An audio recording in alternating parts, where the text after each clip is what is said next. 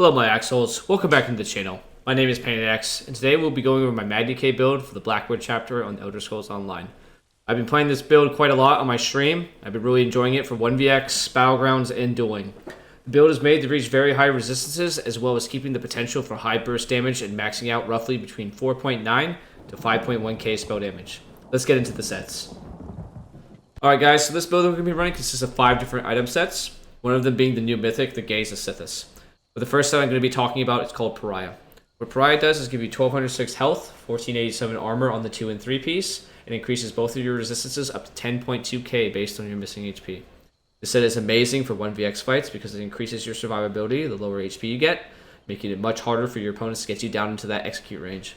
This set is always going to be active by slotting the gear on the heavy chest and legs with prismatic lifts to boost all of your resource pools, as well as making your trait reinforced to further boost your tankiness. So there's your chest, there's your legs.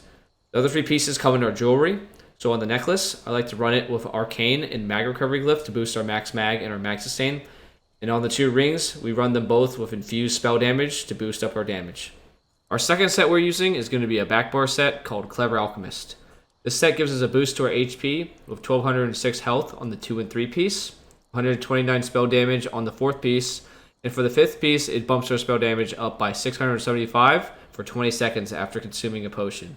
The strategy of this set is to give us an insane amount of spell damage by potting up on our back bar. I really like this set because you can trigger a lot of bursts from it on demand as long as your potion is off cooldown. We slot this on our gloves, our belt, our boots, with all mag enchants and an impenetrable trait, as well as a restoration staff with a weapon damage enchant and defending.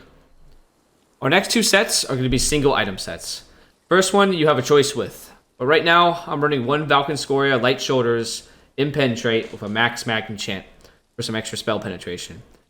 But this one can be entirely up to you. You can easily run a Dalmahos for more max resources, run 1 Shadowrend if you feel like you need some more mag recovery, or 1 Balorg, Moag Kina if you feel like you need to get your spell damage up a little bit further. Our other standalone item is going to be the Vatrin Inferno Staff, with a disease enchant with a sharpened trait. We still run Vatrin in this patch because it gives us virtually free damage with Elemental Drain and adds to our overall pressure. Just be aware of opponents who can purge the beam off because it did become purgeable with this last patch. Our last item is going to be the new mythic, the Gaze of Sithis. This item gives us 3,276 health, 1,025 health recovery, 4,000 armor, but also reduces our block mitigation to 0. This mythic really works well with Pariah by boosting our HP and resistances to an insane amount. The health recovery isn't as useful as it used to be, but it does end up helping out a bit by putting us around the 1500 health recovery mark with coagulating blood on. Having 0 block mitigation can be risky, but having our resistance is so high, it doesn't end up mattering as much. Plus, this gives us a good reason to run a Resto Staff to help out with mag recovery through heavy attacks and slot some healing oriented abilities, which I'll go over later.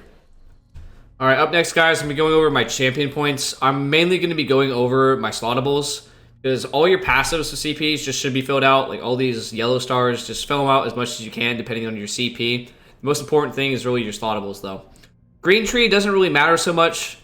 Doesn't really cater much to PvP at all. When I say the only thing that really does matter is Steed's Blessing, because it just helps you move a little bit faster when you're not in combat. Helps you get up closer to those fights if you're running up to them. Other than that, these are kind of just more PvE oriented. Doesn't really matter for what we're doing, so we're going to just ignore those. Blue, that's where it starts to matter. So primarily what we're going to be doing with the blue tree is focusing on single target buffs. The first one we're putting on is Wrathful Strikes, putting the 33 weapon and spell damage per stage, putting it as a maximum of 165. Next one is Master Arms, gives us 10% extra damage to single target abilities. I'm going to be using Resilience as well to boost my critical resistance up by 660. The reason why I keep this one is because not everybody's using Malakath anymore. Malakath got a pretty heavy nerf. So there's a lot more diverse builds without Malakath, so I feel like critical resistance is still important. In my other blue tree, I'm going to be using Deadly Aim. Again, boost more single target damage up by 10%, giving us an extra 20% single target damage. Our next tree in the red is going to be primarily recovery oriented. The first one I pick is going to be Juggernaut. Gives us 2% less damage when you're under the effects of crowd immunity. So when you get stunned, say by like a Fossilize or just really any kind of stun, as long as you're CC immune, you're going to take 10% less damage. It's really going to help you stay alive, help you reorganize yourself, and get back in that fight and start putting pressure down without taking too much damage. Our Our next one, Peace of Mind. Again, this is a recovery CP. It's going to give you 200 health and magicka recovery. I feel like recovery is very important on a Mag Decay. The class suffers from a lot of sustain issues, so getting as much recovery on as you can, definitely worth it. Next one is going to be another recovery CP, Survival Instincts. So when you're under a status effect, your combat skills are going to cost 5% less per stage, giving you a maximum of 25%. I feel like this is really good, especially being paired as a Breton as our race. It's going to really help you get those skills out and not really feel drained on your magicka. And our last one, Rejuvenation. Again, just more recovery. Helps you stay in the fight. Helps you keep putting out damage. Alright, next guys, we're going to be taking a look at our skill lineup. On our front bar, we're still running that Inferno Staff.